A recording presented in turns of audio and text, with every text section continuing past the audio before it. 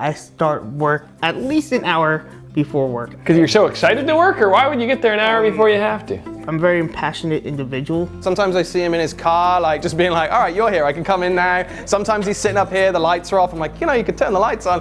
But he just wants to go. I mean, as an employer, like who wouldn't want 10 of Josh? I have autism. I have a hard time with eye contact, so that's why I'm not looking exactly at you. It's extremely uncomfortable. And you've made a number of friends there at work. Hello. I've made quite a few guys who I could relate to on ways which I can't relate with my other friends. We need to beat that stigma that, oh, if it's someone with a disability, the shirt might not be as good, but we produce a product which is not only as good, but sometimes better. It then becomes like a badge of honor. You send it out into the world, people wear it, and it shows what people with disabilities can do when given a fair shot. More incoming. Here in Jericho, New York, about to meet Josh, who's making t-shirts a lot better than mine. Hey, Josh, how's it going? Good, how are you? Good to see you. Thanks for having us here. You got quite the setup here. And you got Mickey Mouse. He's my boss. Since I have like autism and stuff, I didn't have lots of friends, so I sunk all my time into learning the history and then building things. So I did stuff like that in my spare time. In terms of your day-to-day, how early are you getting up? How much are you working? I'm normally in Port Washington at least an hour before work. Because you're so excited to work, or why would you get there an hour before you have to? I'm a very passionate individual. Sometimes I see him in his car, like just being like, all right, you're here, I can come in now. Sometimes he's sitting up here, the lights are off. I'm like, you know, you could turn the lights on. But he just wants to go. He wants to start. And I mean, that's just you. I mean, as an employer, like who wouldn't want 10 of Josh? As long as Spectrum Designs is still there and still has its doors open, I will still be there going through those doors. I love my job. So this is where you work, huh? Yeah, this is it. I'm Spectrum Designs. Beautiful building, huh? Beautiful building, beautiful view. Where we make all the shirts. We do little names, custom names, big names. Yeah, you name it, we do it.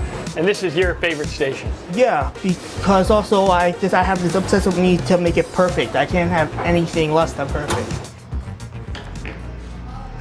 Before Spectrum Designs, I was working in kitchens. Self-esteem was pretty much decimated there because all you're being yelled at, and I just kind of sat there and like, where do I go from here? I go to Spectrum and I see, wow, like people here get me, they understand me, there's a chance to move up. By doing that, that builds on your self-esteem a lot.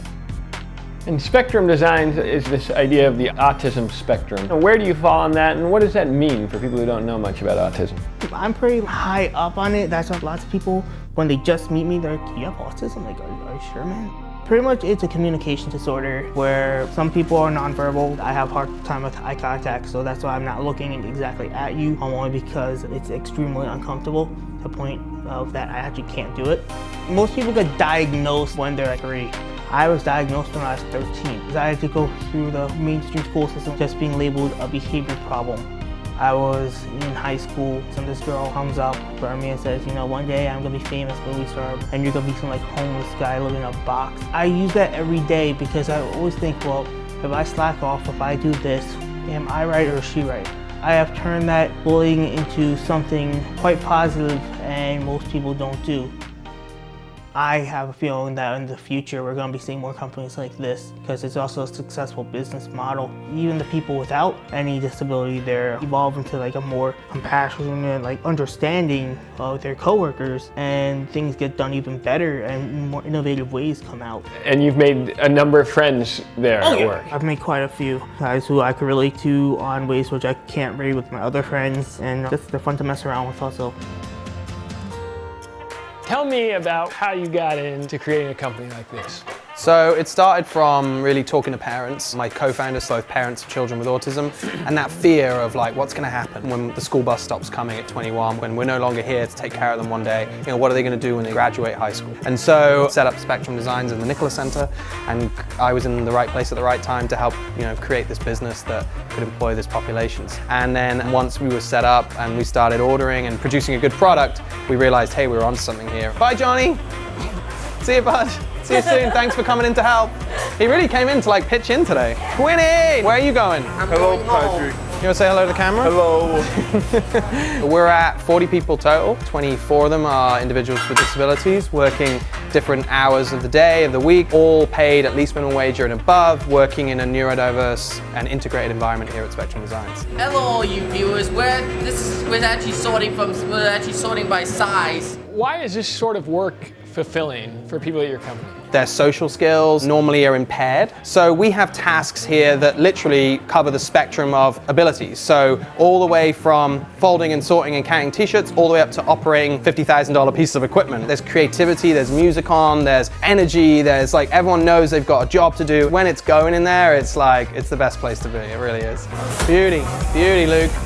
Good job, buddy. Good job. What did you think when you met Josh for the first time? He was really nervous. He's not the guy that you just interviewed. He wanted to impress, but he'd had a hard time in his previous jobs. So the first goal was to build him up and to say, hey, look, you know, you're worthy, you've got something to add here. And he did it. I'm just so impressed with his progress and his desire to be better than he was yesterday.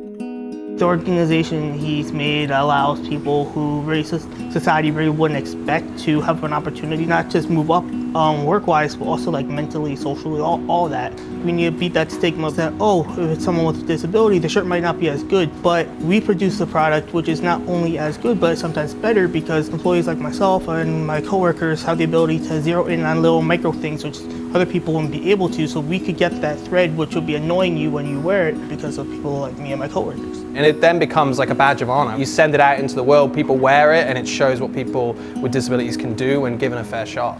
I've seen numerous times people wearing stuff which I've made. Like, that's the coolest feeling ever. You go out and like, hey, I remember when that was just like on a plaid and we're printing it, and now you see it proudly out and about. That's one of the coolest things, honestly. It's really cool when you see your work out there.